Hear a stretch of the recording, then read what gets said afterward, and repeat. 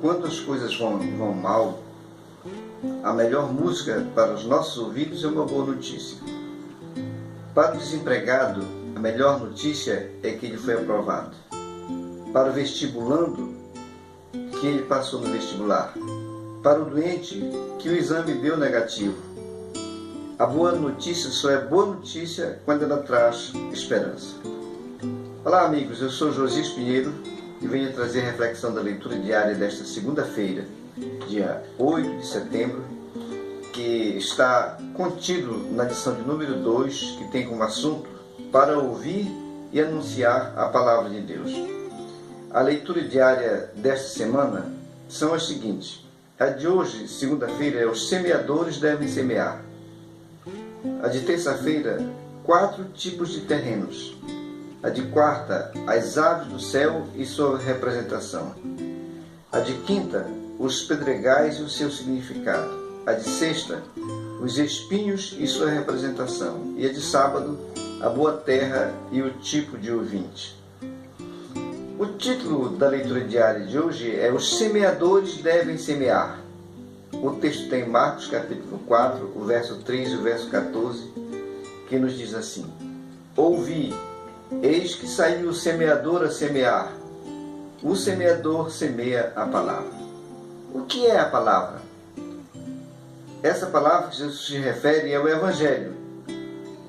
Evangelho, dentre alguns significados que nós temos, quer dizer boas novas, boas notícias, ou também as boas novas do reino de Deus, que acontecerão em breve, e subsequentemente também de Jesus, o Messias, o fundador deste reino. A condição da humanidade diante de Deus é uma condição de culpado. Romanos 3, 23 diz: Todos pecaram. O pecado gerou a culpa.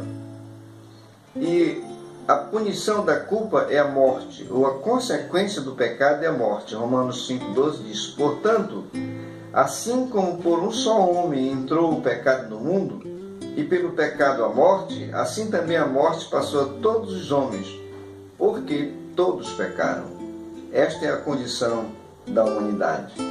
Em Romanos 6,23, vem confirmar a punição do pecado, porque o salário do pecado é a morte. E o que é pecado? A palavra de Deus define o pecado em 1 João capítulo 3 e verso 4 como a transgressão da lei. Diz assim o texto: Todo aquele que pratica o pecado também transgride a lei, porque o pecado é a transgressão da lei.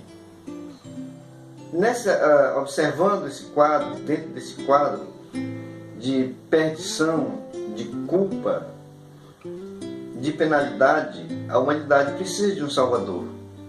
Então, a boa notícia que o Evangelho traz é a salvação da culpa e da punição do pecado. Isso com relação à nossa vida passada.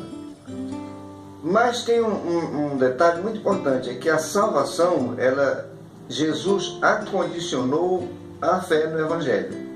Marcos 16, 15 e 16 está escrito: E disse-lhes: Ide por todo o mundo e pregai o Evangelho a toda criatura. Quem crer e for batizado será salvo.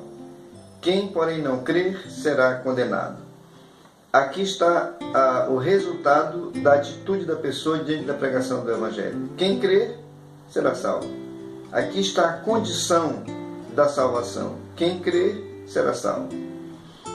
Quem não crer será condenado. Esta é a condição da perdição, é não crer. Romanos 10, 17 diz assim: E assim a fé vem pela pregação, e a pregação pela palavra de Deus. Por isso é necessário se pregar, porque é a pregação da palavra que gera a fé na mente, no coração do ouvinte. 1 Coríntios 1, 21 está escrito. 1 Coríntios 1, 21 está escrito: Visto como na sabedoria de Deus o mundo não o conheceu por sua própria sabedoria, aprove a Deus salvar os que creem pela loucura da pregação. Nós que já conhecemos o Senhor, que já passamos por essa experiência, temos a incumbência de semear a palavra por meio da pregação. Atualmente, na ausência física pessoal de nosso Senhor Jesus Cristo aqui na terra, a nós compete, nós somos os semeadores da palavra. Em 1 Coríntios 9:16, Paulo mostra o peso da responsabilidade de pregar o Evangelho. Ele diz assim: se anuncio o Evangelho, não tenho de que me gloriar, pois sobre mim pesa esta obrigação, porque ai de mim se não pregar o Evangelho. Para a nossa reflexão, tenho aqui algumas ponderações, Estamos levando a boa notícia do Evangelho aos que estão nessa situação de culpa e de penalidade do pecado? Esta reflexão é para nós, que já conhecemos o Senhor, que já conhecemos a salvação. Para os que ainda não conhecem, aos que ainda não corresponderam positivamente à pregação do Evangelho, a reflexão é a seguinte: que tipo de solo tem o seu coração? Como a sua mente e o seu coração responde à mensagem do Evangelho? Pense nisso e tenha uma ótima segunda-feira na paz do Senhor.